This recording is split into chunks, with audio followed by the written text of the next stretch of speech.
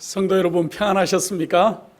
우리 하나님의 놀라우신 은혜가 우리 성도님들에게 늘 함께 하시고 또 여러분들이 우리 주님 맞을 준비를 열심히 하시는 거룩한 성도님들로 매일매일 그렇게 자라가시기를 간절한 마음으로 기도하고 있습니다. 요엘서를 보면은 요엘서에는 마지막 때 우리가 정말로 읽어야 되고 깨달아야 될 놀라운 진리들이 예언되어 있는 것들을 볼 수 있습니다. 요엘서는 1장과 2장, 3장 아주 짧은 그러한 제가 이렇게 여러 번 읽어봤는데 한 번 다 읽는데 채 20분이 걸리지 않을 정도로 또 읽어주는 성경을 들으면은 불과 14분이면 다 읽을 수 있는, 들을 수 있는 그러한 적은 그러한 성경책이지만은 그러나 그 안에 있는 마지막 때의 징조들과 또 다가올 환난에 대한 놀라운 예언이 마치 우리 예수님께서 하신 마지막 때의 그러한 기별과 또 사도 요한이 기록한 요한계시록의 기록과 일맥상통하는 것들을 우리가 너무나 많이 확인할 수 있습니다. 그래서 오늘은 우리가 요엘서에 나타난 크고 두려운 날과 이 요엘의 예언을 통해서 우리가 이 마지막 때 우리 주님께서 하신 마지막 기별과 또 사도 요한이 제시하는 요한계시록의 기별을 통하여 우리가 어떻게 마지막을 준비해야 될지를 한번 생각해 보도록 그렇게 하겠습니다.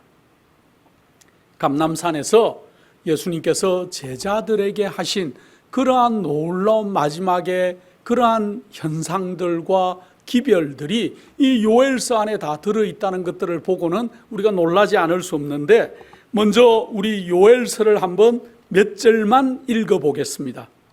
요엘서 2장 1절 2절입니다. 여호와의 날이 이르게 됨이니라 이제 임박하였으니 곧 어둡고 캄캄한 날이요 빽빽한 구름이 낀 날이라. 2장 10절입니다. 그 앞에서 땅이 진동하며 하늘이 떨며 이루어리 캄캄하며 별들이 빛을 거두는도다. 2장 31절에는 여호와의 크고 두려운 날이 이르기 전에 해가 어두워지고 달이 핏빛같이 변하느니와 하고 기록하고 있습니다. 이번에는 우리 예수님께서 하신 말씀을 우리가 한번 읽어보겠습니다. 마태복음 24장 29절에 그날 환난 후에 즉시 해가 어두워지며 달이 빛을 내지 아니하며 별들이 하늘에서 떨어지며 하늘의 권능들이 흔들리리라. 누가복음 21장 11절에는 처처에 큰 지진과 기근과 온역이 있겠고 또 무서운 일과 하늘로서 큰 징조들이 있으리라 하고 기록하고 있습니다. 또 누가복음 21장 25절로 26절에 1월 성신에는 징조가 있겠고 땅에서는 민족들이 바다와 파도에 우는 소리로 인하여 혼란한 중에 공고하리라. 사람들이 세상에 임할 일을 생각하고 무서워함으로 기절하니니 이는 하늘의 권능들이 흔들리겠음이라. 요엘이 한 예언과 우리 예수님께서 하신 말씀이 거의 일맥상통하는 것을 느낄 수 있죠. 이번에는 사도 요한이 얘기한 계시록 6장 12절입니다. 큰 지진이 나며 해가 총담같이 검어지고 온 달이 피같이 되며 하고 말하고 있습니다. 얼마나 비슷합니까, 여러분? 요엘은 구약에 있던 그러한 선지자입니다. 우리 예수님께서는 여러분이 잘 알다시피 이제 BC와 AD의 중간에 계셨던 그러한 우리 예수님이고 요한계시록의 요한은 그로부터 거의 100년이 다 지날 때 계시록을 기록한 그러한 분이지만은 이 세 분의 하신 말씀이 거의 일맥상통하는 것은 참으로 우리가 우연이 아닐 수 없습니다. 그런데 예수님께서 하신 말씀 세상 끝의 징조가 두 번에 걸쳐서 크게 성취된 일이 있는 것들을 여러분은 예언을 연구하고 역사를 통해서 이미 알고는 계실 것입니다. 그 첫 번째가 포르투갈 리스본에 있었던 대지진입니다. 요즘은 지진이 너무 흔한 일이지요. 제가 예전에도 설교 중에 한번 그런 말씀을 드렸습니다마는 워싱턴 DC에 백악관 옆에 가면은 이 큰 박물관이 있는데 그 박물관 안에 가면은 이래 지진이 하루에 얼마나 나는지 그런 통계 자료가 있습니다. 그런데 지진이 일어나면은 거기에 불이 바짝바짝 들어오게 되어 있어요. 제가 여러 해 전에 워싱턴 DC에 방문해서 그 박물관에서 그 모습을 본 적이 있는데 마치 불꽃놀이를 하는 것 같았습니다. 그 정도로 요즘은 지진이 흔해요. 그런데 예수님이 말씀하시고 난 다음에 우리가 인류 역사상 가장 큰 지진이라고 할 때 꼽을 수 있는 지진은 리스본에 있었던 대지진이었어요. 그 전에 있었던 어떠한 지진보다도 강력한 지진, 마지막 때가 다 되었다고 말씀하실 그때 나타난 지진은 리스본의 대지진을 얘기하는데 이 지진이 바로 1755년 11월 1일 오전 9시 40분에 포르투갈 리스본에서 지진이 일어났어요. 그 지진의 강도는 요즘 과학자들이 추론해 보니까 진도 9 이상이다. 그렇게 추론하고 있습니다. 여러분들 지진을 겪어보셨습니까? 진도 6 정도의 지진을 저는 한 두세 번 겪어봤습니다. 또 7 정도 됐다고 하는 지진도 멀리서 났는데 그것도 한번 겪어본 적이 있습니다. 마치 땅이 이렇게 딱딱한 땅이 아니고 무른 땅에 제가 서 있는 느낌이 들렸습니다.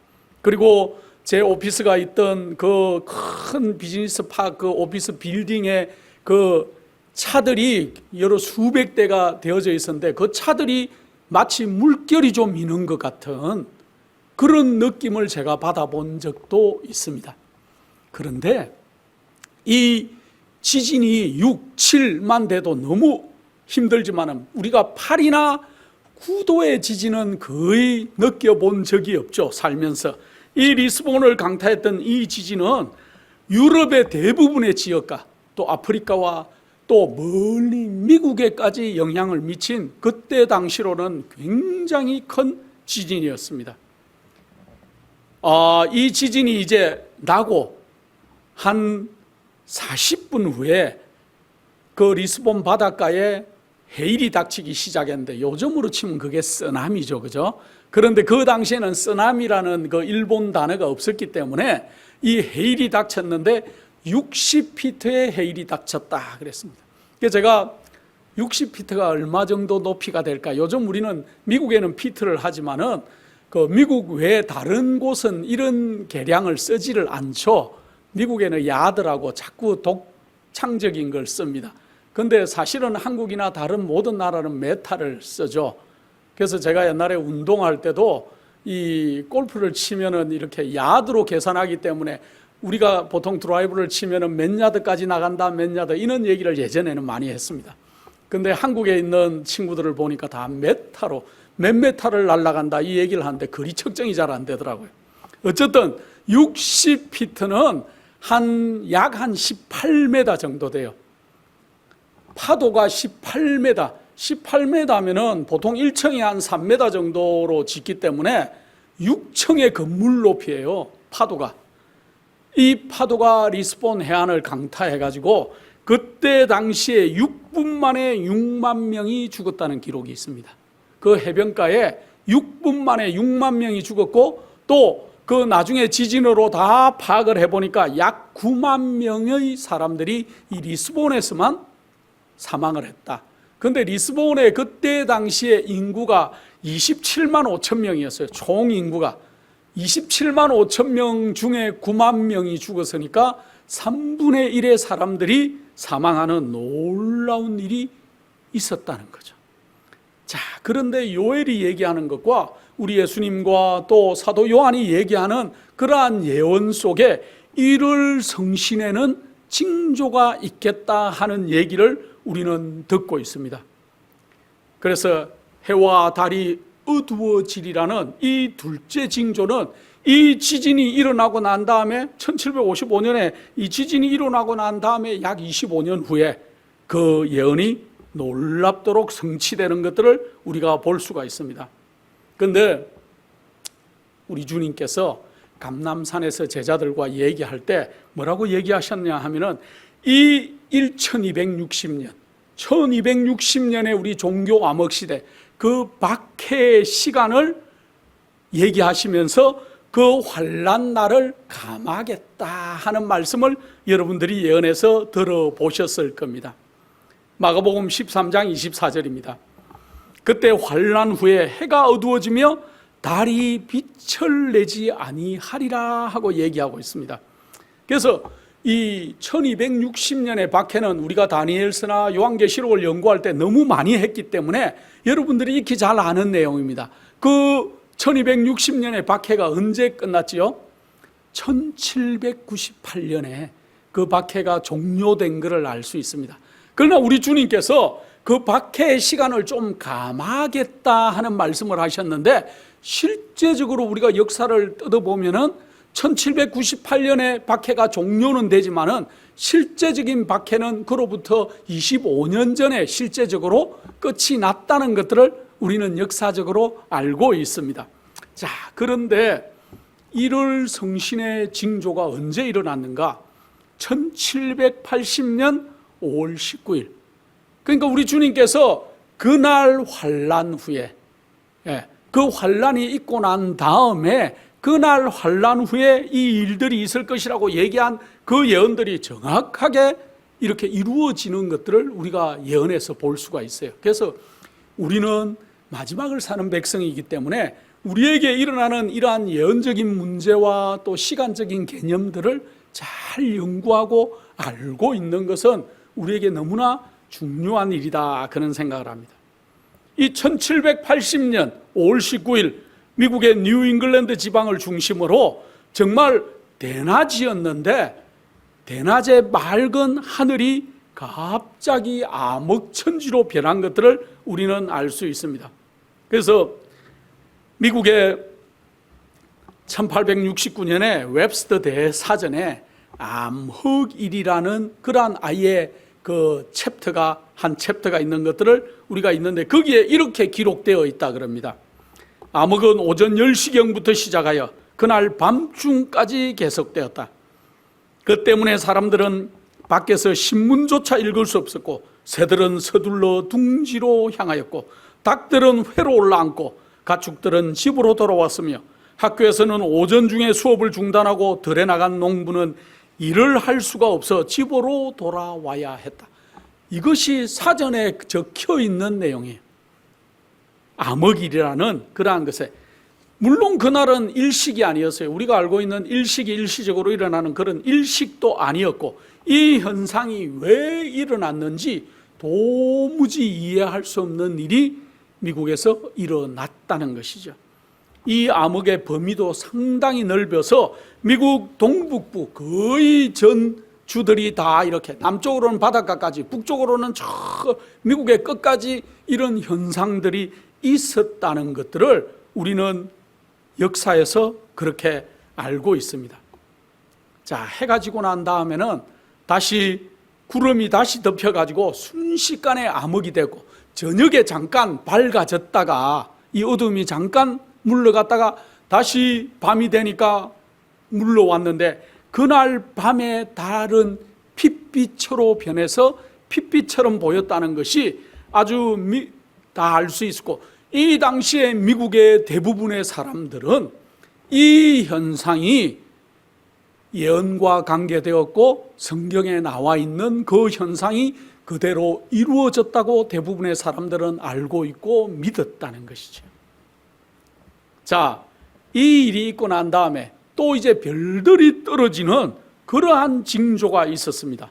1833년 11월 13일, 이날에 별이 하늘에서 이제 떨어지기 시작했는데, 예일 대학교에 있는 교수, 이분 이름은 우리가 올머스테드라는 교수인데 알아야 될 필요는 없지요. 그래서 이 예일대 교수가 미국 대사전, 거기에 유성이라는 항목에 이렇게 기록을 해놨습니다. 이날 아침의 유성은 세계가 창시된 이래 적어도 유사일에 가장 굉장한 것이었으며, 이것을 본 사람은 너무나 별이 한꺼번에 많이 떨어져 이를 눈보라 때의 눈조각 또는 석양의 빗방울 등으로 비교했다 하고 예일대 교수가 그렇게 적어놓고 있어요. 그 다음에 찰스 영이라는 교수는 자기의 그 천문학 입문이라는 그러한 책에 이렇게 기록했어요. 지금까지의 유성우 중에 1833년 11월 12일 밤에서 다음날 아침에 겹쳐 일어난 사자자와 유성우만큼 굉장했던 것은 그 예를 어디에서도 볼 수 없을 것이다. 한 시간에 별들이 20만 개가 떨어졌는데 그냥 잠깐 이렇게 떨어지고 만 개, 여러분이 별똥별을 싹 이렇게 볼 수 있고 별을 관측하는 분들은 이렇게 가끔씩 별이 떨어지는 것들을 볼 수가 있다 그럽니다. 또 우리가 이렇게 내셔널 지오그래픽 같은 프로그램에서 별들이 싹 떨어지고 하는 밤 하늘의 모습을 멋지게 볼 때는 있죠. 그러나 한 시간에 약 20만 개의 유성우가 5시간 내지 6시간을 연속으로 떨어지는 일은 이 땅에 있어 본 이래로 그런 일이 없었다는 것이지요. 그런데 중요한 것은 이 징조들은 마지막 때 반복해서 일어날 것이라는 거예요. 요엘의 예언이 마지막 때 다시 반복해서 우리에게 일어날 것이고 우리가 앞으로 이런 일들을 다시 보게 될 것입니다. 요엘 선지자는 하나님의 영감하에 그가 지금 있는 그 남유다의 국가적인 위기와 이 땅의 영적 상황들을 연결해서 우리에게 교훈을 주고 있을 뿐만 아니로 마지막 때 이 세상에 임할 하나님의 심판과 회개하지 않고 하나님을 불순종한 자들에게 임할 재앙을 우리에게 상기시켜 주고 있는 그러한 놀라운 책이라는 것이죠. 이제 머지않아서 이 땅에서는 은혜의 시간이 끝이 나고 성령이 떠나가고 하나님의 자비가 그치는 일이 우리에게서 일어날 것입니다.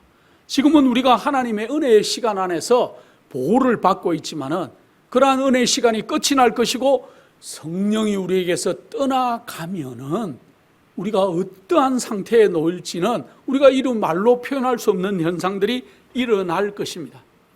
그래서 이제 곧 우리 예수님께서는 중보 사업을 마치시고 지성소 사업을 마치고 그곳에서 나오게 되면은 이 악인들에게는 정말 형용할 수 없는 무서운 재앙과 놀라운 일들이 일어나게 될 것이라고 요한계시록 16장의 7재앙에 대해서 그렇게 사도 요한은 그렇게 표현하고 있지요. 지금 우리는 이 땅에 일어나고 있는 세계의 정세와 또 예언의 성취는 우리에게 여호와의 심판의 날이 심히 가까이 이르렀다고 호소하고 경고하고 얘기하고 있지만은 우리는 점점 마음이 둔하여지고 양심의 화인을 맞은 사람들 같아서 이러한 것들을 깨달지 못하고 있는 이때 우리가 요엘의 예언을 보고 임박한 여호와의 그 심판의 날에 어떻게 우리가 대처할지 우리가 한번 생각을 해야 될 것입니다. 우리가 이 어려운 재앙의 심판의 날을 피할 길이 어디 있을까요? 어떻게 해야 이 여호와의 두렵고 놀라운 큰 날에 우리가 피하고 올바르게 설 수 있을까요? 요엘은 그 해답을 요엘서에 기록하고 있습니다. 요엘서 1장 13절 14절입니다. 제사장들아 너희는 굵은 배로 동이고 슬피 울지어다. 단에 수동드는 자들아 너희는 곡할지어다. 내 하나님께 수종드는 자들아 너희는 와서 굵은 배를 입고 밤이 맞도록 누울지어다. 너희는 금식일을 정하고 성회를 선포하여 장로들과 이 땅 모든 거민을 너희 하나님 여호와의 전으로 몰수히 모으고 여호와께 부르짖을지어다. 요엘은 애가 탔어요. 요엘서를 읽어보면 놀라운 얘기가 나오죠. 이제 막 먹을 거리가 다 없어졌는데 팥종이가 먹고 남은 것을 누가 먹는다고요? 메뚜기가 먹고, 메뚜기가 먹고 남은 것을 넛이 먹고, 넛이 먹다 남은 정말 찌꺼기 조금 남은 것도 나중에는 황충이 와서 다 먹어버려서 정말 먹을 거리가 하나도 없어지고 여호와께 바칠 소제와 전제가 없을 정도로 여호와께 떡을 빚어서 이렇게 제사를 드려야 되는데 그렇게 할 것들도 다 없어졌다는 정말 이 처참한 광경을 예언하고 있고 이제 곧 외적이 쳐들어와서 이 나라가 산산지경으로 이를 것이라고 그렇게 얘기하고 있습니다. 그래서 어떻게 하면 임박한 여호와의 심판을 피할 수 있을 것인가, 또 어떻게 하면 백성들의 생명을 건질 수 있을 것인가 하고 요엘은 심각하게 부르짖고 백성들에게 호소하는 책이 바로 요엘서지요.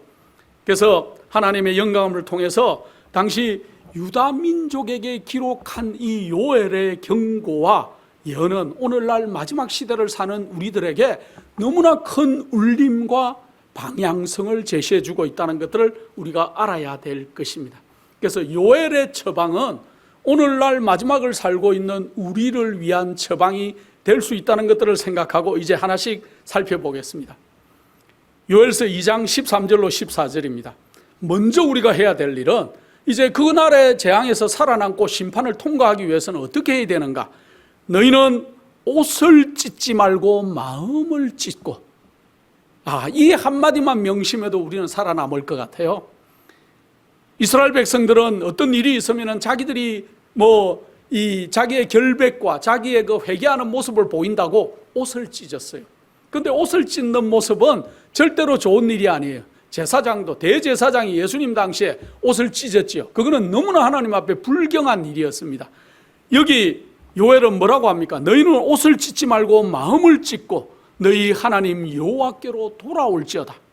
그는 은혜로우시며 자비로우시며 노하기를 더디하시며 인애가 크시사 뜻을 돌이켜 재앙을 내리지 아니하시나니 주께서 혹시 마음과 뜻을 돌이키시고 그 뒤에 복을 끼치사 너희 하나님 여호와께 소제와 전제를 드리게 하지 아니하실런지 누가 알겠느냐. 하나님께서 니느웨 성이 멸망해 가는데 그 성에 요나를 보내서 회개하라고 소곤거리듯이 외쳤지만은 그 백성들이 그 기별을 듣고 아이들로부터 왕까지 그들이 죄를 뒤집어 쓰고 회개하니까 그 음란한 니느웨 성도 하나님께서 기회를 주셨던 것과 마찬가지로 요엘은 이제 너희는 옷을 찢지 말고 마음을 찢고 정말 하나님 앞에 돌아오라고 울부짖고 있어요. 이 요엘의 얘기는 오늘날 우리에게 하는 말이에요. 우리는 경건의 모양들은 있어요. 경건의 모양들이 있고 교회 가서 예배 드리고 신앙을 한다 그러고 아주 남들에게는 멋지게 보이지만은 실제로 여러분과 제가 우리의 마음을 찢고 정말 하나님께로 올바르게 돌아오고 있는지 지금 이 마지막 때 우리 자신을 살펴야 될 때가 있다면 지금이라고 얘기하고 있습니다. 지금 마지막을 사는 백성들은 지금 당장 회개하고 하나님께로 돌아와야 될 것입니다. 금식일을 정하고 성회로 이스라엘 백성들을 모으고 마음을 찢는 회개를 촉구하면서 임박한 재앙과 심판을 통과하라고 경고하고 있어요. 여호와께 수종드는 제사장들은 낭실과 단 사이에서 울며 하고 요엘서 2장 17절에 얘기하고 있습니다. 이 얘기는 본인의 회개도 중요하지만은 민족 전체의 회개를 얘기하고 있어요. 우리는 물론 우리 자신의 회개가 성결되어야 합니다. 우리 자신이 올바르게 하나님께 서야 내 가족을 인도할 수 있고 내 이웃들과 내 친족들과 내 교회를 인도할 수가 있을 것입니다. 교회가 변하는 것은 모두가 변한다고 변하는 게 아니라고 그랬습니다. 한 사람 혹은 두 사람의 변화된 사람들만 있으면은 그 교회나 단체나 그 가정은 변하게 될 것입니다. 그래서 제일 중요한 것은 우리 자신이 변해야 되겠지요. 또 우리가 변하고 나면은 남들이 변하도록 우리가 해야 될 것입니다. 그래서 우리가 철저한 회개를 통해서 그 당시의 선지자들과 지도자들에게 회개를 촉구하는 그러한 모습을 얘기하고 있습니다. 그 다음에 중요한 것은 남을 보지 말고 자신을 보고 깊이 살피고 옷을 찢지 말고 마음을 찢으면서 회개하라는 거예요. 우리는 사실 나 자신은 회개하지 않는데 자꾸 상대방이 회개하기를 원해요. 내가 보는 그 사람이 변하기를 원하고 저 사람이 좀 이 설교를 들어야 되는데 이런 얘기 많이 하죠. 중요한 것은 우리 자신이라는 거. 남을 보지 마. 주님 앞에서 모든 죄를 철저하게 자복하고 버리는 일과 삶을 전반적인 면에서 개혁하는 일이 우리에게 지금 수반되어야 돼요. 회개는 할 수 있어요. 그러나 우리의 삶을 돌이키지 않는다면 그 회개는 결국은 후회밖에 안 되죠. 그래서 우리가 늘 회개하고 돌아올 수 있지만은 중요한 것은 우리의 삶의 환경을 바꿔야 되는 거예요. 내가 계속 죄에 물들 수밖에 없는 환경 속에 살면서 계속 회개하고 소용이 없죠. 그래서 우리의 삶의 방향을 지금 바꾸려고 우리가 계획하고 노력해야 될 것입니다.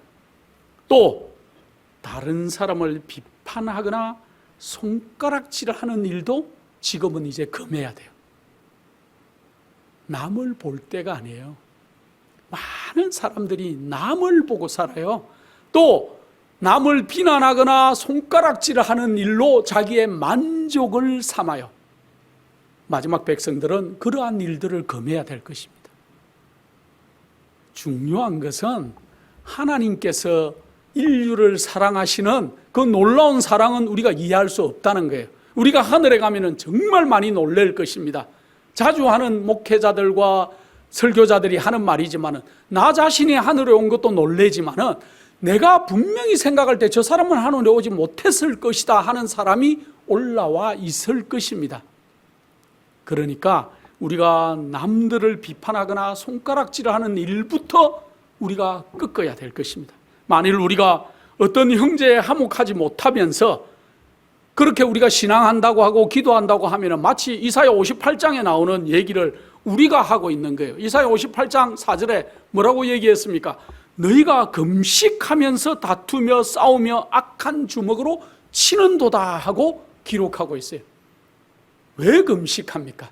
우리가 하나님 앞에 내가 놀랍도록 거룩하게 살겠습니다 하는 결심으로 아마 금식할 것입니다.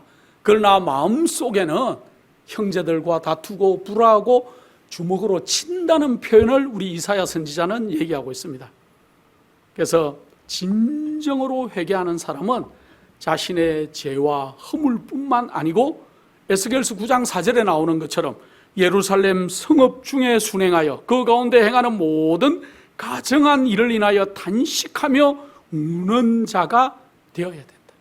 우리는 첫째는 우리 자신이 회개하고 하나님께 돌아와야 되지만은 그러나 또 내 교회 안에서, 내 가정 안에서, 내 자녀들 속에서, 내 친족 속에서 이루어지는 가정한 일을 인하여도 울며 단식하는 마음을 가져야 된다는 거예요.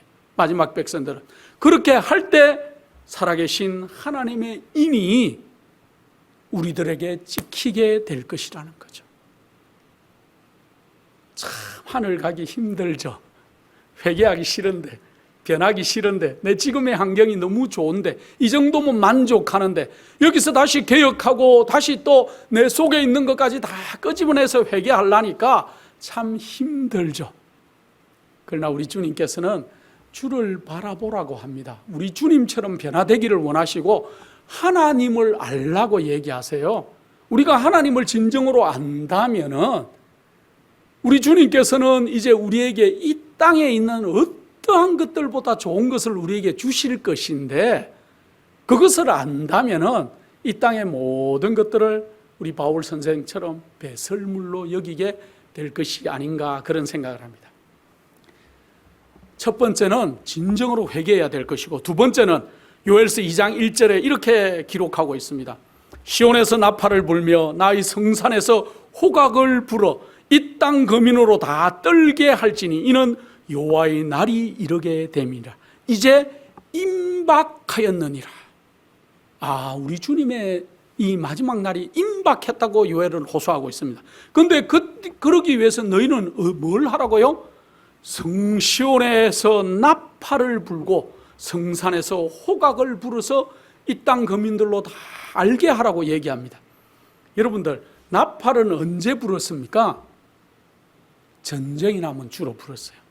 여호와의 임박한 날 전쟁이 났다. 그럴 때 나팔을 많이 불었는데 실제로 성경에서 여러분들 나팔을 언제 많이 불었는 기록을 읽습니까? 대속죄일 대속죄일 7월 10일 대속죄일이 되기 열흘 전부터는 아예 나팔절이라는 이름으로 나팔을 불었습니다. 이제 어떻게 한다? 열흘 후에는 대속죄일이 왔으니까 여러분들 다 회개하고 마음을 살피라고 온 이스라엘 진영 나라 곳곳마다 나팔을 불었다는 거예요. 자, 이 나팔을 불 때 사람들은 어떻게 했을까요? 오늘날 이렇게 많은 기별자들이, 이렇게 많은 말씀들이 사실은 나팔을 불고 있죠. 나팔을 불고 있지만은 여러분들이 들어도 긴가민가 맹숭맹숭 하면서 우리가 지날 때가 많아요.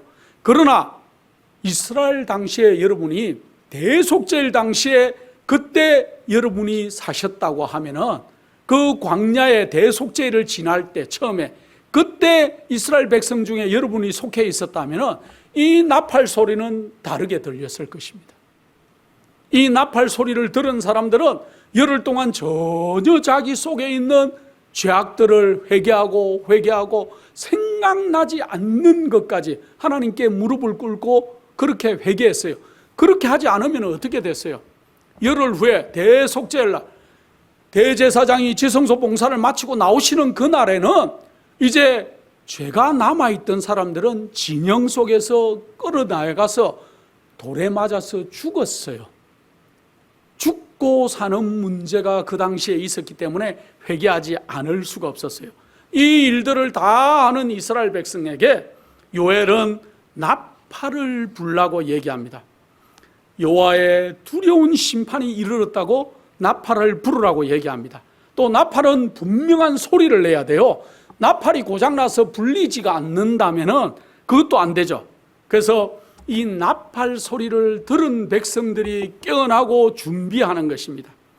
오늘날처럼 죄악이 범람하고 잘못된 복음들이 전해지고 오류가 넘치는 이때 우리가 올바른 주님의 나팔을 불어야 백성들이 그 나팔 소리를 듣고 회개하고 변하고 주님 앞으로 나아올 것인데 우리가 나팔을 올바르게 불지 않기 때문에 많은 사람들이 아직 주님의 기별을 제대로 듣지도 못하고 회개하지 않고 돌아오지 않는다는 것들을 우리가 생각하고 우리는 먼저 마음을 찢고 철저하게 회개하는 동시에 우리가 가지고 있는 이 마지막 기별과 복음을 남들에게 강력한 나팔 소리로 전해야 될 때라는 거죠. 특별히 나팔을 나팔 소리처럼 특별한 음성을 나팔 소리처럼 높여서 하나님의 백성들에게 그들의 허물과 야곱의 집에 그들의 죄를 알려주어야 할 많은 목회자들과 지도자들이 평안하다, 안전하다 하는 그러한 평안의 복음만 전하고 있는 이때 우리가 정말 올바른 복음을 그렇게 전하고 나팔을 불어야 될 때가 있다면 지금이다. 요엘은 그렇게 이야기하고 있습니다. 또 요엘은 요엘서 3장 16절에 이렇게 얘기하고 있습니다. 여호와의 크고 두려운 날이 이르기 전에 해가 어두워지고 달이 핏빛같이 변하리라. 누구든지 여호와의 이름을 부르는 자는 구원을 얻으리니 이제 이는 나 여호와의 말대로 시온산과 예루살렘에서 피할 자가 있을 것이며 남은 자 중에 나 여호와의 부름을 받을 자가 있을 것임이라. 이게는 요엘서 2장 31절로 32절에 있는 말씀입니다. 또 요엘서 3장 16절에 나 여호와가 시온에서 부르짖고 예루살렘에서 목소리를 발하리니 하늘과 땅이 진동되리로다. 그러나 나 여호와는 내 백성의 피난처 이스라엘 자손의 산성이 되리로다.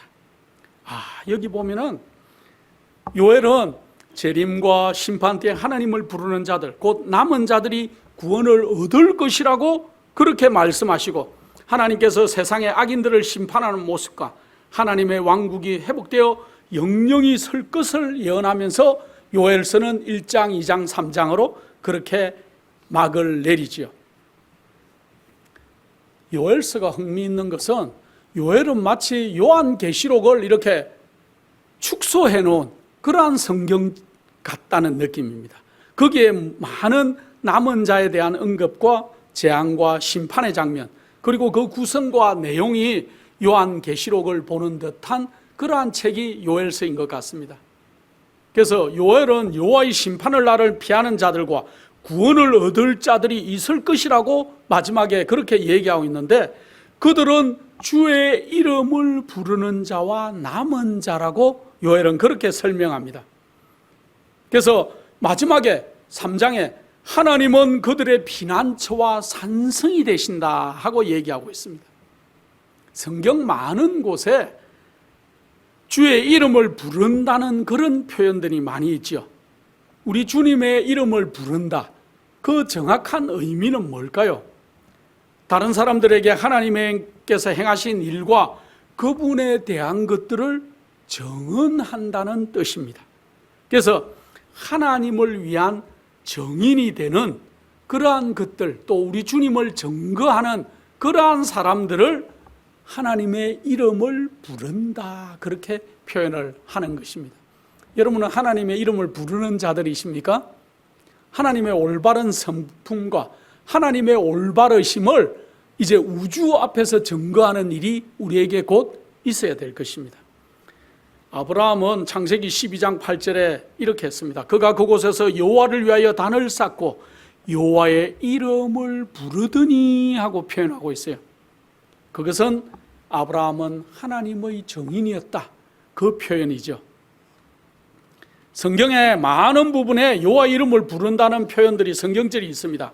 제가 한 두세 개만 읽어드리겠습니다. 이사야 12장 4절, 그날에 너희가 또 말하기를 여호와께 감사하라, 그 이름을 부르며 그 행사를 만국 중에 선포하며 그 이름이 높다 하라 하고, 이 이름을 부른다는 그러한 얘기가 나오죠. 역대상 16장 8절에 너희는 여호와께 감사하며 그 이름을 불러 아뢰며 그 행사를 만민 중에 알게 할지어라. 그래서 이름을 부른다는 것은 하나님을 알린다는 얘기예요. 또 시편 105편 1절, 여호와께 감사하며 그 이름을 불러 아뢰며 그 행사를 만민 중에 알게 할지어다 하고 같은 표현들이 여기에 많이 표현이 되죠. 그래서 여호와의 이름을 부른다는 것은 그분의 이름, 그분의 성품의 영광을 보이며 그분의 행사를 세상에 널리 선포하는 큰 외침을 하는 마지막 백성들을 표현하고 있어요. 여호와의 부름을 받은 남은 자들이 마지막에 이런 일을 하는 자들이 될 것입니다. 그래서 여호와의 이름을 선포한다는 것은 큰 소리 외침에 참여하는 자들이고 그 사람들이 남은 자라는 것이죠. 그래서 우리가 마지막에 남아있는 자다 얘기할 때 그 사람들은 하나님의 계명과 예수의 믿음을 가진 자들이다 하고 계시록에 기록하고 있는데, 그래서 하나님의 행사와 성품을 보이고 증거할 마지막 14만 4천을 우리가 남은 자손이다, 그렇게 주로 표현하고 있죠. 이제 요엘은 또 한 가지 얘기를 합니다. 요엘서 3장 13절에 너희는 낫을 쓰라, 곡식이 익었도다, 와서 밟을지어다, 포도주 틀이 가득히 차고 포도주 독이 넘치니 그들의 악이 크미로다 하고 여기 3장에 얘기하고 있습니다. 그래서 요엘은 영감으로 기록하기를 곧 낫으로 곡식을 추수하는 표현이나 포도주 틀을 밟는다는 이 표현이 요한계시록 14장에 나오는 의인과 악인의 추수, 여러분들 아시죠? 그 표현과 얼마나 비슷한지 모르겠습니다. 제가 한번 읽어보겠습니다. 계시록 14장 15절 16절, 또 다른 천사가 성전으로부터 나와 구름 위에 앉은 이를 향하여 큰 음성으로 외쳐 가로되 내 낯을 휘둘러 거두라, 거둘 때가 이르러 땅에 곡식이 다 익었음이로다 하니 구름 위에 앉으시니가 낯을 땅에 휘두르매 곡식이 거두어지니라. 계시록 14장 18절 20절입니다. 내 이한 낯을 휘둘러 땅의 포도송이를 거두라, 그 포도가 익었느니라 하더라. 천사가 낫을 땅에 휘둘러 땅의 모든 포도를 거두어 하나님의 진노의 큰 포도주 틀에 던짐에 성 밖에서 그 틀이 밟히니 틀에서 피가 나서 말굴레까지 닿았고 1600 스타디온에 퍼졌더라. 얼마나 요엘의 표현과 계시록 14장에 나오는 표현이 똑같은지 알 수가 없습니다. 의인은 알곡으로 익어서 이제 하나님의 곳간에 추수될 것이고, 바벨론의 오류의 포도주에 취해 있던 그러한 하나님의 복음을 거절한 자들은 하나님의 진노의 포도주 틀에 밟혀서 멸망될 것을 정확하게 표현하고 있어요. 요엘은 또 요엘서 3장 2절에 그때 내가 만국을 모아 데리고 요사밧 골짜기에 내려가서 내 백성 곧 내 기업된 이스라엘을 위하여 거기서 그들을 국문하리니 하고 요사밧 골짜기라는 얘기를 하고 있습니다. 3장 12절 열국은 동하여 요사밧 골짜기로 올라올지어다. 내가 거기 앉아서 사면의 열국을 다 심판하리로다 하고 요사밧 골짜기에 대한 얘기를 여기에 하고 있습니다. 왜 요사밧 골짜기에서 심판을 베푸실까요? 요사밧 골짜기에서 무슨 일이 일어났는지 여러분들은 아시죠? 성경을 잘 알기 때문에. 요사밧 골짜기에서 일어났던 일은 역대 어떠한 일보다 여호와의 놀라우심을 우리에게 증거해 주는 놀라운 전쟁의 사건입니다. 저는 이 성경의 놀라운 전쟁의 놀라운 것들을 좋아하는 게 한 두 가지가 있습니다. 히스기야가 기도해서 아시리아 군자 18만 5천이 하룻밤에 다 죽었던 사건과, 또 요사밧이 기도했을 때 이 모압과 암몬과 이 세일산족들이 쳐들어왔을 때 승리는 제가 늘 성경을 읽거나 생각할 때마다 저에게 기쁨과 하나님의 놀라우심을 전해주는 그러한 사건입니다. 그래서 요사밧 골짜기는 이 브라가 골짜기라도 그렇게도 불렀는데, 요사밧 때 모압, 암몬, 마온 사람, 또 세일산족이라고도 합니다. 이 세 나라가 뭉쳐가지고 쳐들어왔어요. 그런데 요사밧이 도저히 이들을 당해낼 이 어떤 수가 있을까 하다가 하나님께 얼른 무릎을 꿇고 기도했죠. 그럴 때 하나님께서 어떻게 합니까? 모든 백성들을 모아라. 그래서 요사밧이 얼마나 믿음이 좋았는지, 그 아버지가 정말로 믿음 있는 사람이었지 않습니까? 그래서 이 요사밧이 이 백성들을 모으고 기도하면서 뭐라고 얘기합니까? 모든 국민에게 금식을 선포했어요. 온 백성들에게 금식을 선포하고, 그 다음에 모두 다 회개하고 요 앞에 부르짖게 만들었어요. 그렇게 하면서 그가 역대하 20장 15절에 굉장히 믿음 있는 말을 하죠. 이 전쟁은 누구에게 속한 전쟁이다? 여호와께 속한 전쟁이다. 우리가 치르는 전쟁이 아니라고 얘기합니다. 여호와께 속한 전쟁이라. 그러면서 뭐라고 얘기합니까? 모든 백성들에게 역대하 20장 20절에 여호와를 신뢰하고 그 선지자를 신뢰하라. 모든 일에 형통하겠다는 놀라운 얘기를 그들이 하죠. 자, 그러고는 작전을 짭니다. 하나님께서 뭐라고 합니까? 별 작전이 없어요. 하나님께서 너희는 온 백성들이 그냥 그 전쟁터로 내려가라고 얘기하는데, 한 가지 당부하는 것은 레위인들로 뭘 만들어라? 찬양대를 만들어라. 전쟁하러 나가는데 찬양대 데리고 나가는 전쟁터 보셨습니까? 물론 군악대들이 뭐 힘을 돋우기 위해서 옛날에는 북을 치고 한 일은 있겠지만은, 이 요사밧은 세 나라가 연합해서 들어왔는데 전쟁터에 나가면서 레위인들로 찬양대복을 맞춰 입혔어요. 찬양대 옷을 쫙 입고 제일 앞에 서서 여호와를 찬양하면서 행진을 시작할 때, 중요한 것은 다른 게 아니고 성경을 자세히 읽어보면 다 끝난 게 아니고 벌써 그들이 행진을 시작할 때 어떤 일이 일어났는가? 그 세 나라가 연합해서 일어났는데 그 세 나라들이 서로 싸움이 났어요. 그렇게 해서 세 나라가 수많은 군사들을 데리고 왔지만은 이스라엘 백성들이 하나님의 이름으로 찬양하고 첫 발을 내디딜 때 벌써 그들은 다 몰살을 했다는 거예요. 한 명도 살아남지 않았어요. 그리고 이스라엘 백성들이 단지 가서는 뭘 했습니까? 전리품들을 가지고 오는데 얼마나 그 전리품들이 많고 군사들이 많았던지 사흘 동안 그들의 전리품을 가지고 왔다는 것이지요. 그래서 우리는 그 골짜기를 브라가 골짜기다, 다른 말로 하면 송축의 골짜기다, 여호와께 찬양하는 놀라운 골짜기다. 그 골짜기를 요사밧의 골짜기라고 요엘은 얘기하면서 마지막에 승리할 백성들은 여호와께서 이렇게 승리하게 해 주시겠다고 요엘서에 얘기하고 있습니다. 마지막 이제 아마겟돈 전쟁에서 짐승과 용과 거짓 선지자의 삼중연합이 우리 남은 백성, 하나님의 여호와의 남은 백성들을 치러 이제 오고 있죠. 마치 누구처럼 모압과 암몬과 세일산족들이 삼중연합으로 오듯이 그렇게 오는 이때 여호와께서는 우리를 어떻게 하시겠다고요? 요사밧 골짜기에서 우리를 건진 것처럼 우리를 건지시겠다. 그래서 이 싸움은, 우리가 지금 싸우는 이 싸움은 어떤 싸움이다? 여호와께 속한 싸움이다.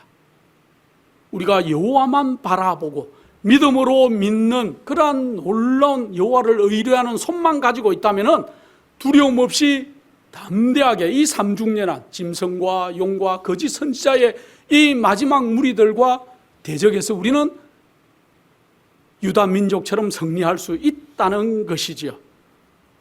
그래서 하나님께서 여호사밧 골짜기라는 의미는 악인들을 심판하는 것을 그렇게 묘사하고 있고, 요엘서의 마지막 부분은 여호와의 심판이 다 끝나고 곧 유다 하나님의 나라가 회복되어 영광스럽게 영원히 설 것들을 예언하면서 이 요엘서가 마치는 것을 우리가 알 수 있습니다.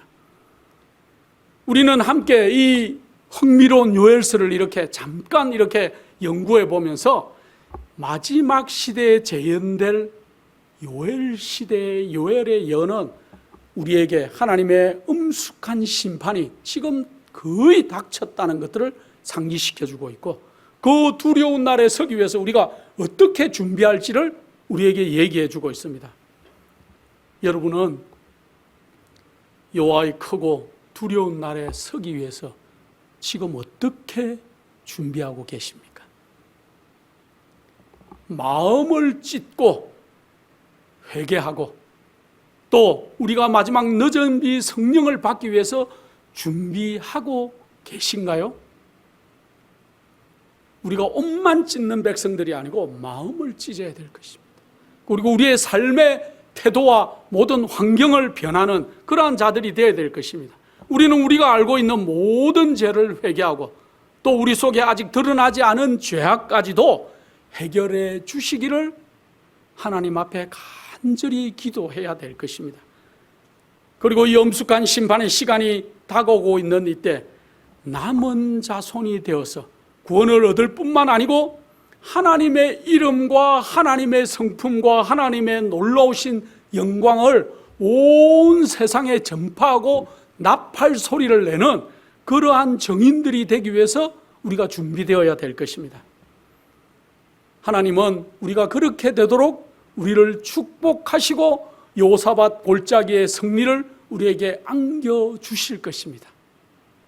그날을 위해서 우리가 준비하시고 기도하시는 하나님의 놀라운 정인들이 되시기를 간절한 마음으로 축원합니다.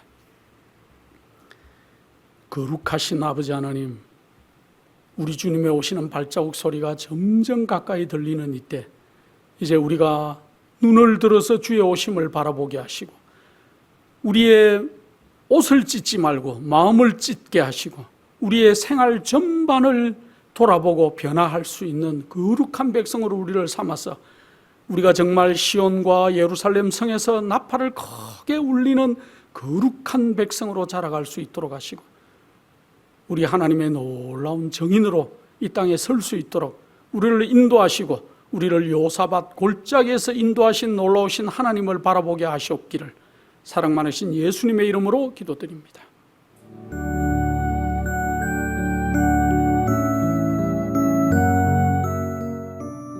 예수님의 재림이 가까워오고 있습니다. 지금은 영원한 하늘을 위해 준비해야 될 때입니다. 머지않아 우리의 재물은 아무 쓸모없는 것이 되고 말 것입니다. 하나님께 은혜를 받으셨다면 받으신 축복을 생애빛 복음 사업을 위해서 나누지 않으시렵니까?